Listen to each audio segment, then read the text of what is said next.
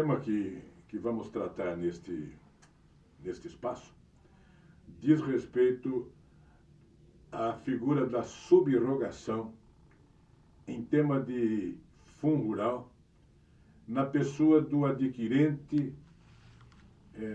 nas obrigações do produtor rural, pessoa física, cujo tema foi recentemente decidido pelo Supremo Tribunal Federal, em que assentou aquela Corte Suprema que a Lei 10.256 de 2001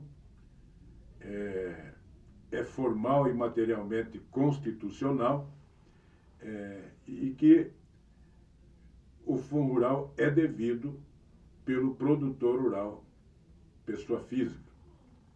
Mas a questão que nós queremos colocar parte também deste julgado do Supremo, este recente julgado do Supremo, em que ele tratou exclusivamente da obrigação tributária do produtor rural, pessoa física, em face do que dispõe a Lei 10.256 de 2001. E a Corte Suprema afirmou, embora por uma maioria apertada, afirmou ser constitucional a Lei 10.256, formal e materialmente, em face do produtor rural, pessoa física. Ou seja, que em relação ao produtor rural, pessoa física, ocorre a figura do fato gerador e, portanto, com base nessa lei, a obrigação tributária de pagar o denominado fundo rural. Este foi o conteúdo deste julgado recente do Supremo Tribunal Federal em relação ao produtor rural, empregador, pessoa física. O que nós queremos comprovar, queremos demonstrar e comprovar, que esta recente decisão do Supremo tratou exclusivamente da questão do fato gerador do fundo rural a cargo do empregador rural, pessoa física. Não tratou, em hipótese alguma, em espaço algum, da figura do adquirente, exatamente porque a Lei 10.256 de 2001, em lugar algum do seu espaço, tratou desse tema. A Lei 10.256 de 2001, portanto, tratou segundo o Supremo, da incidência do fundo rural a cargo do produtor rural pessoa física, isso no seu artigo 1º, e do produtor rural pessoa jurídica no seu artigo 2º. O que nós queremos demonstrar aqui, que em um Estado democrático de direito, a obrigação tributária resulta da lei e nos seus estritos limites.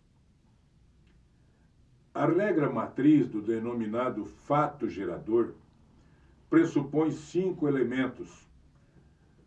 Um deles, o elemento pessoal, que diz respeito aos sujeitos da obrigação tributária.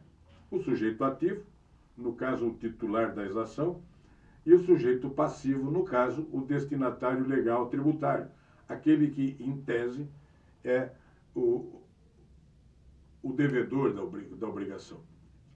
E o Código Tributário Nacional, de forma clara, diz que a sujeição passiva é representada, pelo contribuinte, ou seja, aquela pessoa que realiza o fato gerador, ou pelo responsável, que é um terceiro que, embora não realizando o fato gerador, a ele a lei atribui a responsabilidade pelo pagamento do tributo.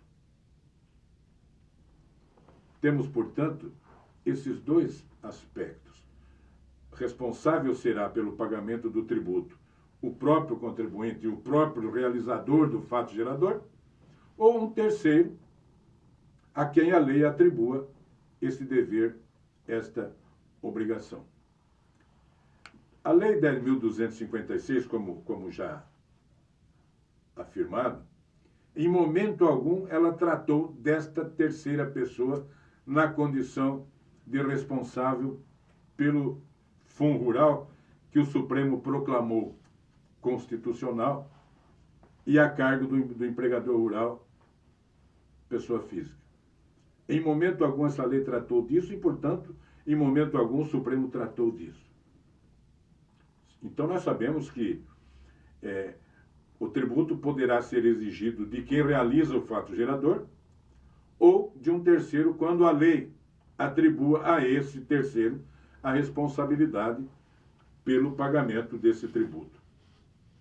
No caso específico do Fundo Rural, as leis anteriores,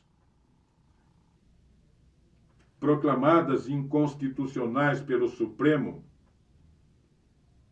anteriores à Lei 10.256 de 2001, elas, além de prescrever o fato gerador, elas também atribuíam expressamente ao adquirente o dever de reter e de recolher aquele tributo que seria devido pelo produtor rural, empregador pessoa física, no determinado calendário fiscal. Todavia, esta lei, que previa essa possibilidade de se atribuir ao terceiro a responsabilidade pela retenção e pelo recolhimento, ela também foi proclamada inconstitucional naquela ocasião pelo Supremo Tribunal Federal. No RE 363852 e no 596177, este, com repercussão geral, e na sistemática dos recursos repetitivos, este julgado do Supremo proclamou a inconstitucionalidade da própria contribuição ao Fundo Rural e também da disposição legal da Lei 8.212, que prescrevia a obrigação do terceiro de reter e de recolher esse Fundo Rural. E qual que é a consequência jurídica da proclamação de inconstitucionalidade de um dispositivo legal? Não é outra que não a retirada do sistema jurídico daquela disposição proclamada inconstitucional. Hoje, tramita na Comissão de Constituição e Justiça do Senado Federal um projeto exatamente de resolução para afastar de vez do sistema e dar eficácia erga omnes àquela decisão do Supremo, no sentido de retirar, de banir definitivamente do sistema jurídico nacional essa disposição da Lei 8.212, que atribuía a responsabilidade ao terceiro para reter e para recolher o Fundo Rural. Ora, aqui nós estamos numa equação até relativamente simples. Nós sabemos que neste país vigora o princípio da legalidade. Nenhum tributo será exigido ou aumentado sem que a lei o estabeleça. No caso específico do Fundo Rural, essa Lei 10.256 de 2001, que foi considerada constitucional pelo Supremo Tribunal Federal agora, recentemente, ela nunca tratou desse tema. Ela não prescreveu nada a respeito do terceiro. Ela tratou exclusivamente da figura do produtor rural, pessoa física e pessoa jurídica. A lei previdenciária que prescrevia a obrigação do terceiro adquirente de reter e de recolher, ela foi proclamada inconstitucional pelo Supremo, no que diz respeito à obrigação. E também proclamada inconstitucional aquela obrigação do terceiro de reter e recolher. se nós sabemos que a eficácia dessa inconstitucionalidade proclamada pelo Supremo é a da ineficácia daquela disposição legal que conflita com a Constituição e, portanto, inválida, nós temos que concluir que hoje, em nossos dias, não existe disposição legal alguma em vigor, vigente e eficaz, para obrigar um terceiro, no caso o adquirente da produção rural, de reter e de recolher essa contribuição. Por uma razão única. O dever de recolher é estabelecido na lei complementar, no Código Tributário Nacional, primeiro aquele que realiza o fato gerador, o próprio contribuinte. E segundo, a um terceiro, somente na hipótese em que a lei a ele atribua esta responsabilidade. Fora disso, em face da chamada garantia da legalidade tributária, inexistindo lei que obrigue o terceiro adquirente a reter e recolher esta contribuição, evidentemente que este adquirente, este terceiro, não está obrigado a reter e recolher esse tributo, e a própria administração pública, se o fizer, se exigir do terceiro, estará cometendo uma ilegalidade palmar.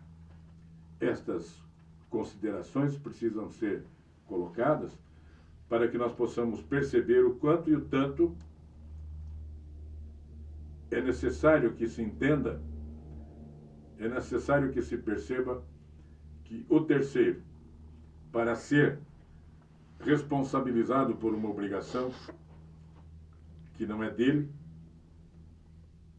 só se a lei, de forma expressa, o colocar na condição ou de substituto ou de subrogado, como é o caso da lei previdenciária, cuja disposição que assim estabelecia foi proclamada inconstitucional pelo Supremo Tribunal Federal, e especialmente no RE 596177 do Rio Grande do Sul, com eficácia